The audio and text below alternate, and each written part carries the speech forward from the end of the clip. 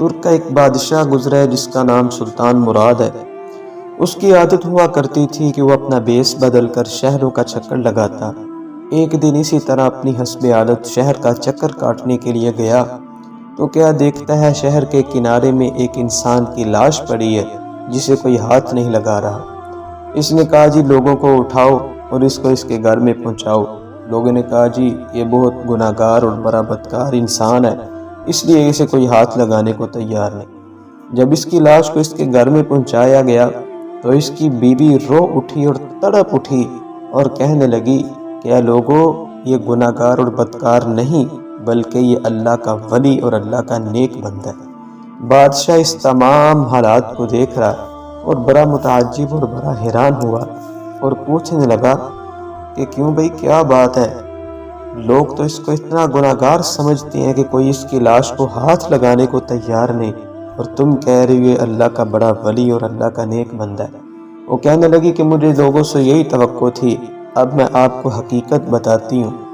کہ یہ میرا جو شوہر ہے یہ رات کو اکثر مے خانے کی طرف جاتا اور جتنی اس کی استطاعت ہوتی اتنی شراب کو خرید کر کے لاتا اور گھر میں آ کر اس شراب کو گھڑے میں بہا دیتا اور اپنی زبان سے کہتا کہ آج میں نے امت محمدیہ سے کچھ گناہ کو تو ہلکا کر دیا۔ پھر یہ رات کے اندر کسی بدکارہ عورت کے ہاں جاتا، اس کو اس کی ایک رات کی اجرت دے کر کے اس کا دروازہ بند کر آتا اور اس کو کہتا کہ آج رات تمہارا دروازہ بند رہے گا، تم باہر نہیں آؤ گے، اور آ کر کے یہ کہتا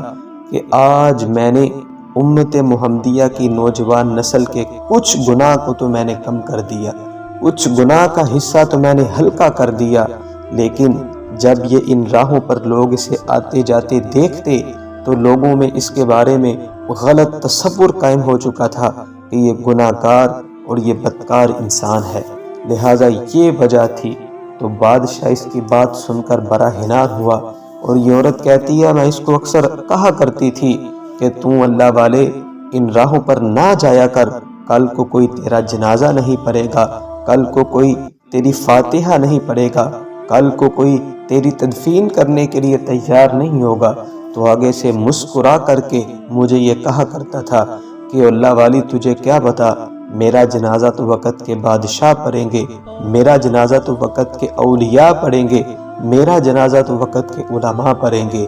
پھر سوئے فلک نے یہ منظر دیکھا، وہی بات ہوئی، بادشاہ بول اٹھا اور کہنے لگا جو اس کی بیوی ہے، اس کی منکوحہ ہے، خاموش ہو جا، میں وقت کا بادشاہ سلطان مراد ہوں، اور آج اس کی بات اللہ رب العالمین نے سچ کر دی ہے، میں بادشاہ خود اس کا جنازہ پڑھوں گا، اس کی تدفین بھی کروں گا۔